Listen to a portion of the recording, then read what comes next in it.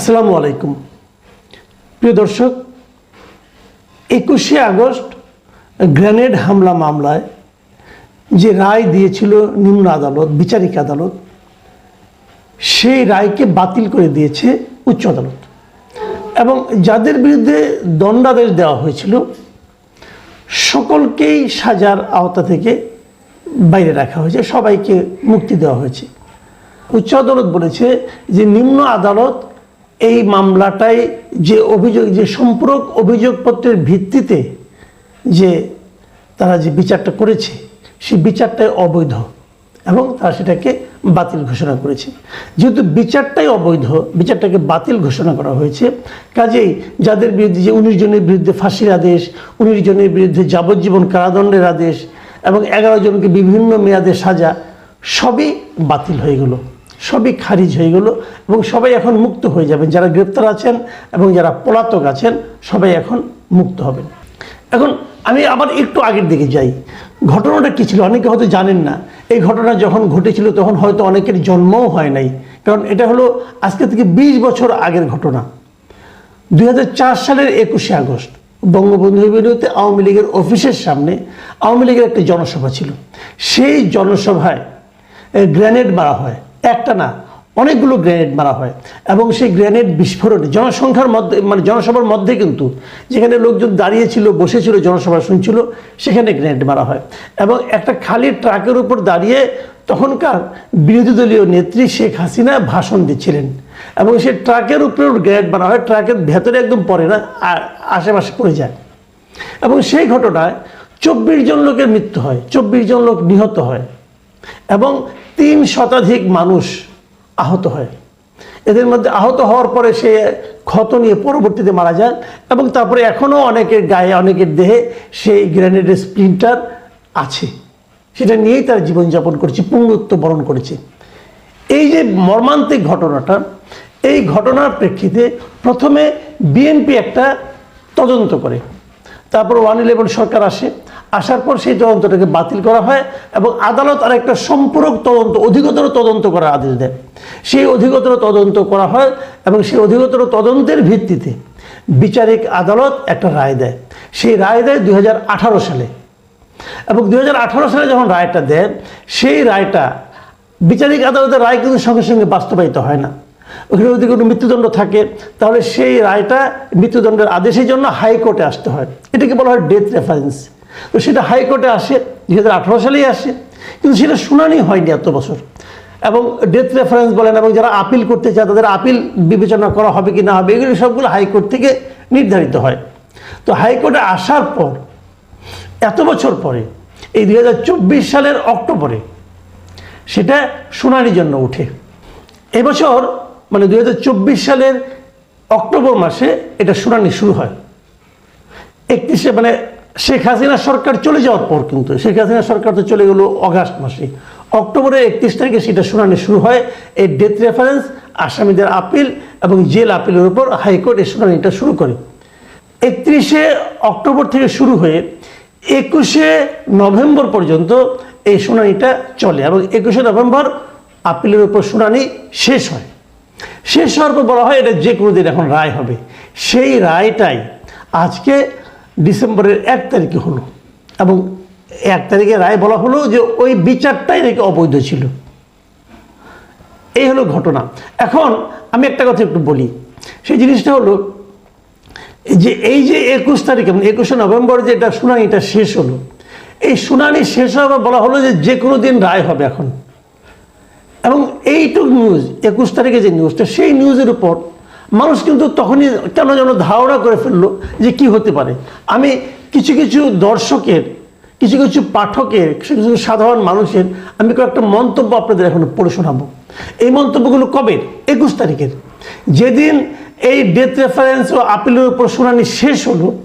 এই নিউজটা যেদিন বের হলো, আমি দৈনিক প্রথম আলোর কথা বলছি, দৈনিক প্রথম আলো যেদিন বের হলো, বের হওয়ার পর ওই প্রথম আলো ওই নিউজের নিচে 21 তারিখেই কিছু মন্তব্য এসেছিল। আমি সেই মন্তব্য, কয়েকটা মন্তব্য আপনি র্যান্ডমলি নিয়েছি, আমি সেই মন্তব্যগুলো আপনাদের একটু পড়ে শোনাচ্ছি। আমি একটানা নিয়েছি, আমি বেছে বেছে নিইনি। কিন্তু 21 তারিখ রাত্র 8টা 56 মিনিটে প্রথম আলো এই নিউজটা আপ করেছে। মানে 9টার একটু আগে। তারপরে যে কমেন্টগুলো এসেছে, অনেকগুলো কমেন্ট এসেছে, আমি র্যান্ডমলি কয়েকটা কমেন্ট নিয়েছি।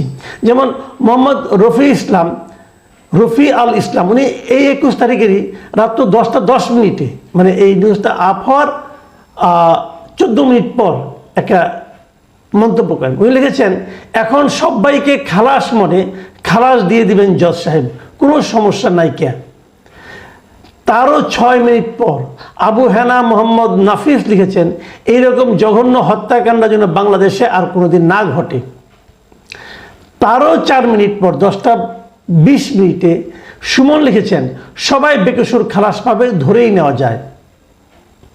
তারপর আননেমড ইউজার একজন, তিনি লিখেছেন 10টা 31 মিনিটে রাতের, লিখেছেন, জি এটাই সেই মামলা যেটি বাংলাদেশের রাজনৈতিক ইতিহাস বদলে দিয়েছে। প্রতিহিংসা আর রাজনৈতিক প্রতিপক্ষকে সমূলে বিনাশ করার সূচনা এই ঘটনা। বিএনপি এটি শুরু করেছিল আর আওয়ামী লীগ আমলে তার চূড়ান্ত পরিণতি ঘটে। এই একটি ঘটনায় শেখ হাসিনাকে ক্ষমতা ত্যাগের পর বেঁচে থাকতে পারবেন কিনা সে চিন্তার দিকে ধাবিত করে। ফলে 2014-2018 সালের নির্বাচনে প্রতিপক্ষ যাতে কোনোভাবেই ক্ষমতায় আসতে না পারে সেটি নিশ্চিত করেছে আওয়ামী লীগ।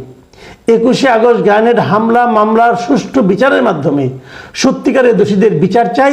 এই ঘটনা দেশের যতখানি ক্ষতি করেছে, অন্য কোনো ঘটনা দেশের রাজনীতির ততখানি ক্ষতি করতে পারেনি। এই মন্তব্যটা আমার খুবই পছন্দ হয়েছে। কিন্তু তারও পরে 10টা 32 মিনিট রাতে হরিপদ লিখেছেন, আজ আর কোনো সন্দেহ নাই 21 আগস্ট গ্রেনেড হামলা ছিল শেখ হাসিনার নিজস্ব নাটক। আননেমড ইউজার লিখেছেন রাত 11টা 32 মিনিটে, যে হলফ করে বলতে পারি সবাইকে আদালত মাফ করবে। আর শেষ মন্তব্য যেটা পড়ছি, এটা হলো গোলাম সরোয়ার লিখেছেন রাত 1টা 22 মিনিটে, তিনি লিখেছেন, বাংলাদেশের এরকম ধীরগতির বিচার ব্যবস্থা কবে উন্নতি হবে? আমরা নিশ্চিত যে রায়ের অনেক কিছুই উল্টে যাবে এবার, দুঃখজনক। তার মানে আপনি রায়গুলি শুনলেন, এখানে একটা জিনিস কমন, যে যখন নাকি শুনানি শেষ হলো তখনই মানুষ মনে করতে থাকলো এই রায়টা এবার সবাইকে মুক্ত করে দিবে। কেন মুক্ত করে দিবে, কি কারণে, কোন লজিকে, সেটা কিছু উল্লেখ হয়নি। কিন্তু তারা বলেছে মুক্ত হয়ে যাবে, কারো কোনো সাজা হবে না, সবাই মাপ পেয়ে যাবে। এটা হয়তো ফান করে লেখা, আমি জানি না কিভাবে লেখা, কিন্তু বাস্তবে কিন্তু সেটাই ঘটলো। বিচারক যখন রায় দেন তিনি কিন্তু অনেক কিছু দেখেন, অনেক কিছু দেখেন। সেই দেখাগুলির মধ্যে এখানে উনি কি কি দেখেছেন, আইনের মারপ্যাচ দেখেন, আইনের ধারাবাহিকতা দেখেন, কোন আইনটা কোথায় প্রয়োগ করা উচিত সেটা সেখানে প্রয়োগ করা না হলে সেটাকেও ওনারা ব্যত্যয় বলে মনে করেন, যেটা নাকি এখানে ঘটেছে। আমি একজনের কথা বলি, যে আসামিদের একজন বিচার ছিলেন, একজন আইনজীবী ছিলেন জনাব শিশির মনির, অ্যাডভোকেট শিশির মনির। তিনি বলেছেন যে আদালত কেন এই রায়টা দিল, উনি এটা ব্যাখ্যা দিয়েছেন। তিনি বলেছেন যে বিচারিক আদালতের বিচারটা অবৈধ বলা হয়েছে রায়ে, বিচারিক আদালতে আইনের ভিত্তিতে বিচারটা হয়নি। এবং তিনি আরও বলেন যে সেখানে কোনো সাক্ষীর সঙ্গে কোনো সাক্ষীর বক্তব্যে মিল নেই, শোনা সাক্ষীর উপর ভিত্তি করে রায় দেওয়া হয়েছে। আপিল মঞ্জুর করে ডেথ রেফারেন্স খারিজ করে সবাইকে বেকসুর খালাস দিয়েছে হাইকোর্ট। এই হলো গিয়ে ঘটনা। এবং তারপরে উনি বলেছেন, আরও বলেছেন যে এই ধরনের মামলায় পরস্পর কেউ স্বচক্ষে দেখেছেন এই মর্মের কোনো এভিডেন্স নেই।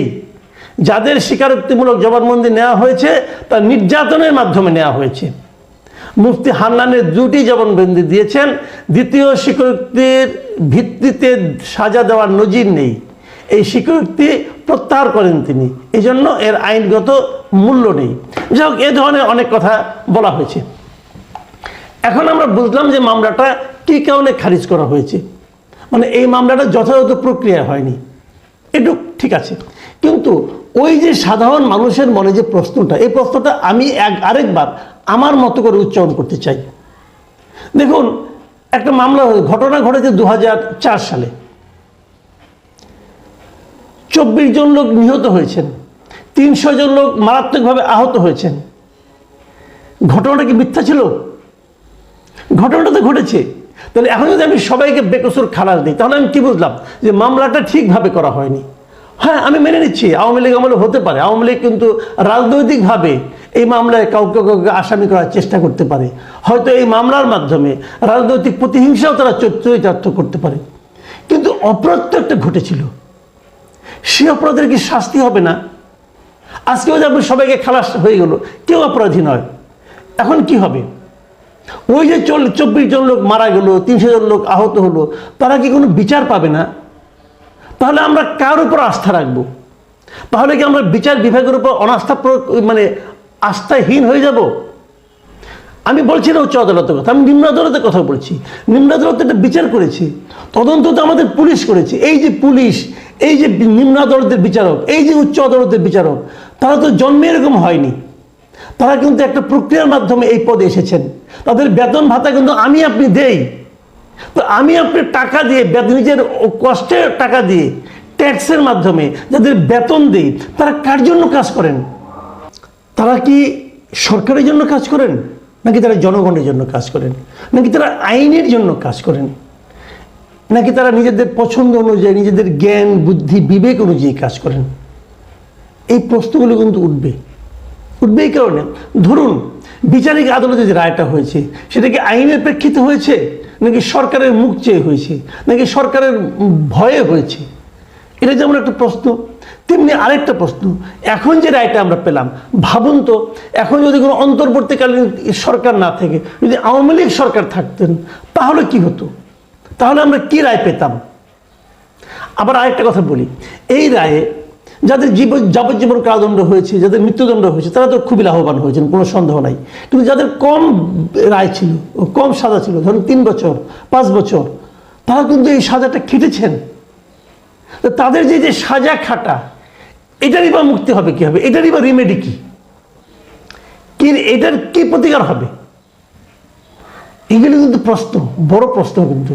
যেমন আমাদের এখন এই উপদেষ্টা মণ্ডলীতেই একজন আছেন, যিনি প্রতিমন্ত্রী মর্যাদা আছেন, আগে সাবেক আইজিপি ক্ষুধা বক্স চৌধুরী। ওনারা কিন্তু এই মামলা সাজা হয়েছিল, একটা মামলা 2 বছর, একটা মামলা 3 বছর। উনি কিন্তু এই 3 বছর কিন্তু সাজা খেটেছেন। তাহলে এখন তো প্রমাণ হলো ওনার বিরুদ্ধে এই সাজাটা হওয়া উচিত হয়নি। তাহলে উচিত যে হয়নি, এখন ওনার যে এই যে সাজাটা খাটলেন উনি, এর জন্য আমি কাকে দায়ী করব? যাকে দায়ী করবো তার বিচারটা কে করবে? যে বিচারক উনি আগের বার নিম্ন আদালত ওনাকে রায় দিল, তার কি কোনো বিচার হবে? তাহলে কেন হবে না? এই সমস্ত প্রশ্ন কিন্তু আমাদের মধ্যে আসে। আমরা এই প্রশ্নগুলোর জবাব চাই। যদি আমরা জবাব না পাই, তাহলে কি হয়? তাহলে কিন্তু আমরা টোটাল বিচার বিভাগ নিয়ে আমাদের মধ্যে এক ধরনের অস্থিরতা কাজ করে, এক ধরনের অনাস্থা কাজ করে, এক ধরনের অপছন্দের বিষয় কাজ করে। একটা সুস্থ স্বাভাবিক সমাজে এই ধরনের ধারণা নিয়ে মানুষ কিভাবে বাঁচবে? মানুষ কিভাবে এগুলো দেখেও তারপরে বলবে না আপনারা যা করছেন সব ঠিক করছেন? আমি মনে করি আমাদের বিচার বিভাগ সংস্কারের বিষয়টা উঠেছে, ওনারা এই বিষয়গুলো মাথায় নেবেন। যখন ওরা সংস্কার কাজ করবেন, তখন এগুলোর জবাব যেন আমরা পাই, তার কথা আপনারা চিন্তা করবেন। প্রিয় দর্শক, আমি জানি না সামনে আমাদের আরও কি দেখতে হবে, কিন্তু দেখতে হবে, আপনারা নিশ্চিত থাকেন আরও অনেক নাটক দেখবেন।